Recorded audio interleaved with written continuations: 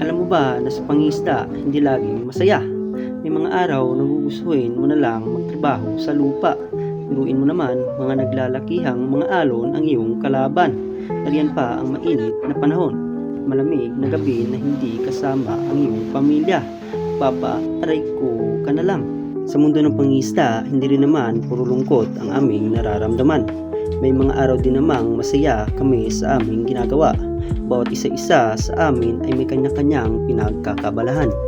Mayroong busy daw sa pagkumpuni ng mga bagay na importante para sa kanila.